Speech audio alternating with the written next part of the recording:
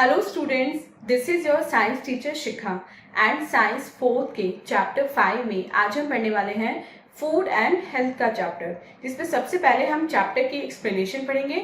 उसके बाद हम चैप्टर की एक्सरसाइज को सॉल्व करेंगे, जिससे आपको कंप्लीट चैप्टर का कॉन्सेप्ट अच्छे से समझ में आ जाए। So without wasting any more time, let's get started. So students, this is our today's chapter number 5 and the name of the chapter is Food and Health. इस चैप्टर में हम पढ़ने वाले हैं फूड एंड हेल्थ के बारे में। तो चैप्टर स्टार्ट करने से पहले चैप्टर एट ए ग्लांस में देखते हैं आज हमें कौन कौन से टॉपिक कवर करने हैं। Nutrients, process of digestion, cooking food and preserving food, ये चारों टॉपिक आज हम अपने इस चैप्टर में कवर करेंगे। इंगेज सेक्शन में देखते हैं आज हमें कौन सी एक्टिविटी मिली है। Right P for plant food, A for animal food. अब आपको यहाँ पे कुछ फूड्स की पिक्चर गिवन है, आपको क्या करना है, उन पिक्चर्स को देखना है एंड उनके नीचे जो सर्कल है उसमें लिखना है कि if the food is obtain from plant तो आपको लिखना है P, and if the food is obtain from animals तो आपको लिखना है ए। तो चलिए student main chapter reading start करते हैं। फूड जितने भी लिविंग बींग्स हैं उन सभी के लिए उनकी बेसिक रिक्वायरमेंट है। फूड के बिना हम जिंदा नहीं रह सकते, क्योंकि फूड हमें एनर्जी देता है अपने डेली लाइफ के काम करने के लिए, जैसे स्टडी करने के लिए, प्ले करने के लिए और एक्सरसाइज करने के लिए, और फूड हमें ग्रो एंड हेल्दी रहने में भी हेल्प करता है। आप पढ़ते हैं कि फूड में ऐसा क्या होता है कि जिससे हम ग्रो करते हैं और हमें एनर्जी मिलती है। तो फूड में होते हैं न्यूट्रिएंट्स। अब न्यूट्रिएंट्स क्या होते हैं एग्जैक्टली? जो फूड हम खाते हैं उसमें डिफरेंट सब्सटेंसेस होते हैं जो हमें एनर्जी देते हैं, हमें हेल्दी रखने हैं या हमारी बॉडी को ग्रो करने में हेल्प करता है।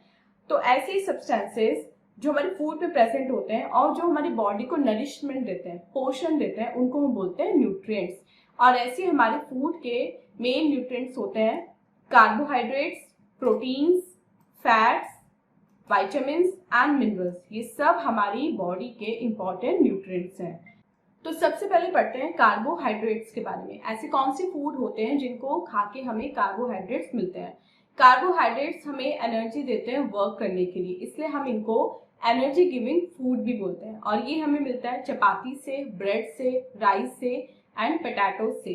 वो फूड जो कार्बोहाइड्रेट में रिच होते हैं वो हमें एनर्जी देते हैं और हमारी बॉडी को एक इंस्टेंट एनर्जी तो मिलती है, साथ ही साथ हमारी बॉडी की ग्रोथ भी होती है। एंड ये उनके लिए ज्यादा फायदेमंद होता है जो लोग फिजिकल वर्क करते हैं, जिनका फिजिकल वर्क ज्यादा होता है, एंड स्पेशली चिल्ड्रन के लिए जो पढ़ते भी हैं और वो बहुत सारे गेम्स भी यानी कि आउटडोर एक्टिविटीज में भी इन्वॉल्व रहते हैं। तो उन लोगों को कार्बोहाइड्रेट्स अपनी डाइट में जरूर इंक्लूड करना चाहिए। नेक्स्ट पढ़ते हैं प्रोटीन्स के बारे में। प्रोटीन हमें ग्रो करने में हेल्प करते हैं। ये हमारी बॉडी के जो डैमेज सेल होते हैं उनको भी रिपेयर करते हैं, इसलिए इनको बोलते हैं बॉडी बिल्डिंग न्यूट्रिएंट्स। और प्रोटीन हमें किससे मिलता है? मिल्क से, चीज से, एग से, पल्सेस से, पीस से, सोयाबीन से, मीट एंड फिश। इनसे हमें क्या मिलता है? इनसे हमें मिलता है प्रोटीन। नेक्स्ट पढ़ते हैं फैट्स। फैट्स हमारी बॉडी को कार्बोहाइड्रेट से ज्यादा एनर्जी प्रोवाइड करते हैं। वो हमारी बॉडी को वार्म रखते हैं और हमें हमारे जो फूड है उसको टेस्टी बनाते हैं, फूड में टेस्ट लाते हैं। फैट्स को हम एनर्जी गिविंग न्यूट्रिएंट्स भी बोलते हैं। और ये कुछ फूड है जिनको खा के हमें फैट मिलता है। कौन कौन से? मीट, नट्स एंड बटर, ये सारे हमारे फैटी फूड होते हैं। अब जो हमारी बॉडी में एक्स्ट्रा फैट होता है वो बाद के यूज के लिए स्टोर हो जाता है। अब बॉडी इस एक्स्ट्रा फैट को तब यूज करती है जब हमारे शरीर को भूख लगती है। जब हमें भूख लगती है और हम खाना नहीं खा पाते एट वंस, तो हमारी बॉडी का जो स्टोर्ड फैट होता है इसको हमारी बॉडी यूज करती है। लेकिन बहुत ज्यादा फैट अगर बॉडी में स्टोर हो तो वो बॉडी के लिए अच्छा नहीं होता। उससे क्या होता है? ओबेस होने लगते हैं, आप मोटापे की तरफ बढ़ने लगते हैं। Next is vitamins and minerals. Vitamins and minerals जो होते हैं वो हमारी बॉडी को डिजीजेस से प्रिवेंट करते हैं और हमारी बॉडी को हेल्दी रखते हैं, इसलिए इनको प्रोटेक्टिव न्यूट्रिएंट्स भी बोला जाता है। और वो फूड जो विटामिन्स एंड मिनरल्स में रिच है वो होते हैं हमारे प्रोटेक्टिव फूड, जैसे फ्रेश फ्रूट्स एंड वेजिटेबल। ये सारे प्रोटेक्टिव फूड है, इनमें विटामिन्स एंड मिनरल्स काफी ज्यादा अमाउंट में होता है। कैल्शियम एंड आयरन जो है वो कुछ मिनरल्स हैं जो हमारी बॉडी को नीडेड होते हैं। कैल्शियम क्या करता है? हमारी बोन्स को, हमारे टीथ को फॉर्म करने में हेल्प करता है, एंड आयरन हमारे बॉडी में ब्लड को बनाता है। नेक्स्ट पढ़ते हैं फूड जैसे कि मिल्क, एग्स एंड चीज, ये भी कैल्शियम में अच्छे होते हैं। और green leafy vegetable, beet root and fruits iron में रिच होते हैं। नेक्स्ट पढ़ते हैं वाटर। अब हेल्दी रहने के लिए हमारी बॉडी को फूड के साथ साथ वाटर की भी नीड होती है, क्योंकि वाटर क्या करता है, वाटर हमारे फूड को डाइजेस्ट करता है और हमारी बॉडी से जो वेस्ट है उसको रिमूव कर देता है। ये हमारी बॉडी को न्यूट्रिएंट्स प्रॉपर्ली एब्जॉर्ब करने में हेल्प करता है। हमारी बॉडी का जितना वेट होता है उसका लगभग 70% जो वेट होता है वो वाटर का होता है, इसलिए हमें दिन में लगभग 8 से 10 ग्लासेस पानी पीना चाहिए। नेक्स्ट पढ़ते हैं रफेज। रफेज क्या होता है? रफेज फूड फाइबर होता है जो फ्रूट्स एंड वेजिटेबल्स में होता है। इसकी कोई न्यूट्रिटिव वैल्यू नहीं होती, लेकिन ये हमारी बॉडी में वाटर को रिटेन रखता है, हमारी बॉडी को डिहाइड्रेट होने से बचाता है और जो हमारी बॉडी के एक्स्ट्रा वेस्ट होते हैं उनको निकालने में हमारी हेल्प करता है। तो जैसे फ्रूट्स की स्किन हो गई, जैसे एप्पल एंड गुआवा, इनमें बहुत सारा रफेज होता है, तो हमें एप्पल और गुआवा को जब भी खाना चाहिए विद देयर स्किन खाना चाहिए। नेक्स्ट पढ़ते हैं बैलेंस डाइट। बैलेंस डाइट क्या होती है? वो डाइट जो अपने आप में बैलेंस्ड होती है, मतलब जिसमें सभी न्यूट्रिएंट्स इक्वल अमाउंट में होते हैं, कोई ज्यादा नहीं होता कोई कम नहीं होता, वो होती है हमारी बैलेंस डाइट। तो अगर एक प्रॉपर डेफिनेशन के रूप में इसको समझें, द मील और diet that contains all the nutrients in the right proportion to keep body healthy is called balanced diet। और आप अपनी जो डेली की डाइट होती है उसमें बैलेंस कर सकते हैं, उसको बैलेंस डाइट बना सकते हैं। आप ये साइड में दिया हुआ फूड पिरामिड देखिए, इस फूड पिरामिड में क्या दिया हुआ है इसको आप केयरफुली नोटिस कीजिए। देखिए यहाँ पे है कुछ body building food, energy giving food, and ये हो गया आपका रफेज, ये हो गया आपका वाटर, फ्रेश वेजिटेबल्स, प्रोटीन। तो ये सब जो है वो आपकी डेली डाइट में इंक्लूड होने चाहिए। अगर सब नहीं तो सभी लेयर में से एटलीस्ट 2 या 3 आइटम आपकी डाइट में होनी चाहिए, तभी आप अपनी डाइट को बैलेंस डाइट बोल सकते हैं। नेक्स्ट पढ़ते हैं प्रोसेस ऑफ डाइजेशन। अब ये तो हमने पढ़ लिया फूड क्या होता है, फूड से हमें क्या क्या मिलता है, हमें कैसे टाइप ऑफ फूड खाना चाहिए, लेकिन जो फूड है वो हमारी बॉडी के थ्रू एब्जॉर्ब होता है। अब वो प्रोसेस क्या होता है जिसके थ्रू फूड एब्जॉर्ब होता है? वो प्रोसेस होता है डाइजेशन। और अब हम इस टॉपिक में पढ़ेंगे कि हमारा जो बॉडी है वो फूड को कैसे डाइजेस्ट करती है और कैसे बॉडी उसको एब्जॉर्ब करती है। न्यूट्रिशन क्या होता है? न्यूट्रिशन वो प्रोसेस होता है जिसमें बॉडी फूड लेती है और उसको हमारी ग्रोथ एंड रिपेयर के लिए यूज करती है। अब वो ऑर्गन सिस्टम जो इस काम को परफॉर्म करता है, मतलब बॉडी में न्यूट्रिएंट्स लेना, उसको एब्जॉर्ब करना, उसको बोलते हैं डाइजेस्टिव सिस्टम। और हमारी बॉडी में बहुत सारे ऑर्गन होते हैं, स्पेशली डाइजेस्टिव सिस्टम में बहुत सारे ऑर्गन्स और होते हैं जो इस काम को मिलके करते हैं और फूड को सिंपलर फॉर्म में ब्रेक डाउन करते हैं, जिससे वो इजीली हमारी बॉडी के थ्रू एब्जॉर्ब हो सके। और इसी प्रोसेस को जब हम फूड को सिंपल प्रोसेस में डाइजेस्ट करते हैं और हमारी बॉडी के थ्रू वो एब्जॉर्ब कर लिया जाता है, उस प्रोसेस को बोलते हैं डाइजेशन। तो डाइजेशन में सबसे पहले स्टेप जो होता है वो होता है हमारा माउथ। सबसे पहले हम फूड कहाँ खाते हैं? माउथ से खाते हैं। ये हमारा जो माउथ है वो फर्स्ट पार्ट है एलिमेंट्री कैनाल का, और यहाँ पे इंजेशन होता है। इंजेशन मतलब टेकिंग इन फूड, फूड को अंदर लेना। टंग एंड टीथ अपना काम करते हैं फूड को च्यू करने में एंड उसको सर्व करने में। उसके बाद फूड के साथ एक वाटरी सब्सटेंस यानी कि सलाइवा मिक्स हो जाता है। उसके बाद जो टीथ है वो ग्राइंड करते हैं और वो नीचे चला जाता है, नीचे का वो चला जाता है ईसोफेगस में। अब जो नेक्स्ट पार्ट है डाइजेस्टिव सिस्टम का वो है ईसोफेगस। इसे हम फूड पाइप के नाम से भी जानते हैं।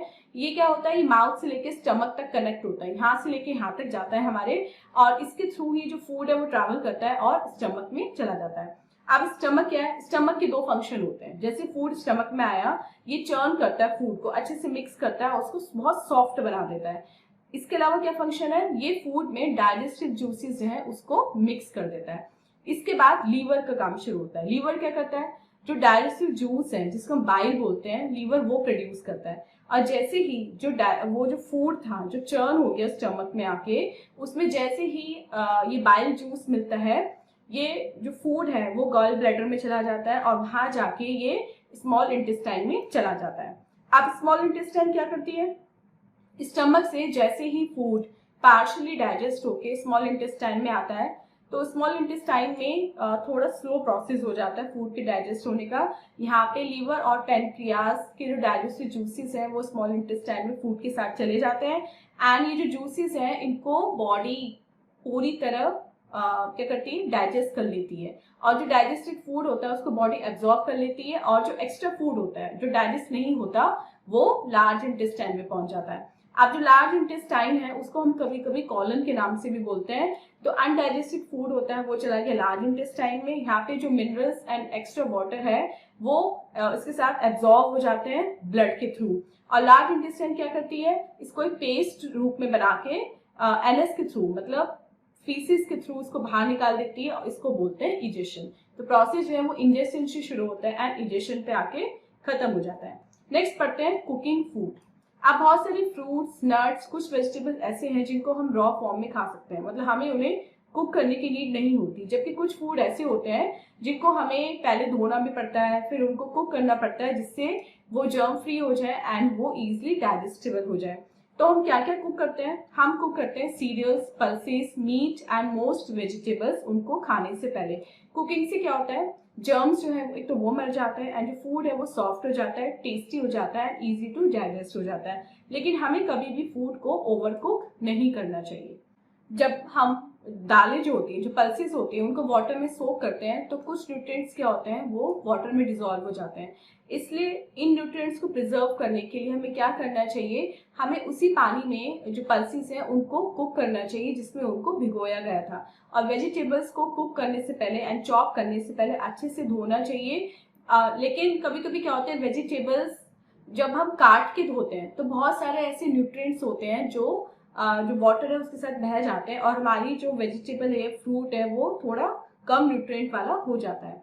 नेक्स्ट पढ़ते हैं प्रिजर्विंग फूड। अब फूड बहुत ज्यादा वैल्यूएबल है और हमें ये क्लास 1 से सिखाया जाता है कि हमें फूड कभी भी वेस्ट नहीं करना चाहिए, ना तो उसको वेस्ट करना चाहिए ना ही इसको खराब होने देना चाहिए। तो कुक्ड या अनकुक्ड फूड को हम बाद के यूज के लिए स्टोर करके रख सकते हैं और इस काइंड ऑफ स्टोरिंग को बोलते हैं क्या करना, फूड को प्रिजर्व करना, फूड प्रिजर्वेशन। अब हमारे पास बहुत सारे तरीके होते हैं जिसके थ्रू हम फूड को प्रिजर्व कर सकते हैं जिससे वो लंबे समय तक फ्रेश रह सके और बहुत लंबे समय तक चल सके, खराब ना हो। कैनिंग के थ्रू, कैनिंग के थ्रू क्या होता है, फूड को हम कैन्स में बंद करते हैं, एयर टाइट जार में बंद करते हैं जिससे जो एयर है वो अंदर जाके, कैन में अंदर जाके फूड को स्पॉइल ना करे। उसके बाद उसमें कुछ केमिकल्स हम ऐड कर देते हैं जिनको बोलते हैं प्रिजर्वेटिव, उसके थ्रू जो फूड है वो प्रिजर्व रहता है। Next is cold storage. अब फूड को हम फ्रोज भी कर सकते हैं, जमा भी सकते हैं। फूड कैन बी फ्रोजन, जैसे मिल्क, एग्स एंड मीट बहुत जल्दी खराब हो जाते हैं। हम क्या करते हैं, इनको बहुत लंबे समय तक चलाने के लिए हम इनको स्टोर करते हैं लोअर टेम्परेचर में। अब जो बैक्टीरिया है वो ग्रो ही नहीं कर पाएगा क्योंकि उसको अपने अकॉर्डिंग क्लाइमेट ही नहीं मिलेगा, टेम्परेचर ही नहीं मिलेगा। तो इस वजह से हम कोल्ड स्टोरेज के थ्रू फूड को प्रिजर्व कर सकते हैं। Next is salting. कुछ प्रोडक्ट्स ऐसे होते हैं जिनमें अगर हम नमक लगा दें, सॉल्ट लगा दें तो वो खराब नहीं होते और बैक्टीरिया जो है वो सॉल्टेड फूड में ग्रो नहीं करते। Next is dehydration. कुछ फूड आइटम ऐसे होते हैं जिनसे अगर हम पानी को निकाल दें तो वो खराब होने से बच जाते हैं। उसके बाद उनको सील्ड कर लिया जाता है टिन्स में या फिर पैकेट्स में। तो वाटर नहीं होगा तो मॉइस्चर नहीं होगा और मॉइस्चर नहीं होगा तो वहां पे बैक्टीरिया की ग्रोथ नहीं होगी जिससे फूड खराब होने से बच जाएगा।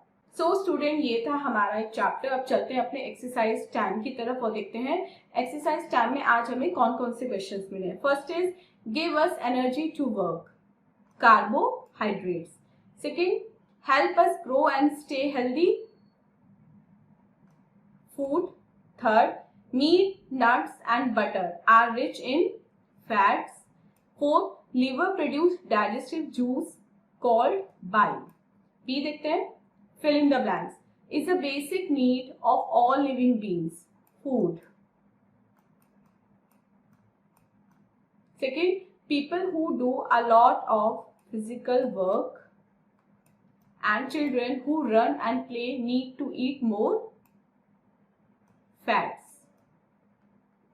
Third, fats also keep the body and provide taste to the food, hydrated.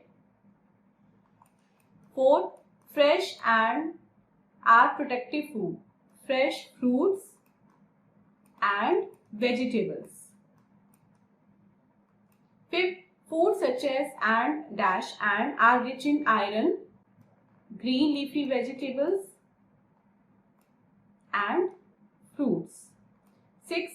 Water makes up nearly 70% of our body weight. 7.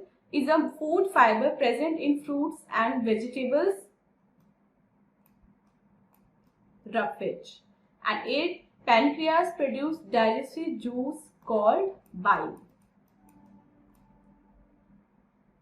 C देखते हैं, write true and false. Carbohydrates give energy to the body quickly. True. Second, almonds are rich in carbohydrates. False. Third, calcium helps in formation and maintenance of bones and teeth. True. Fourth, food like milk, eggs and meat are easily spoiled. True. And fifth, bacteria can grow in a salted food. False. So students, this was an exercise. I hope आपको complete chapter with exercise अच्छे से समझ में आ गया है. And this was our today's video. मिलते हैं अपने next video में इससे next chapter की explanation के साथ. Till then आप अपना बहुत बहुत ध्यान रखिएगा and bye bye.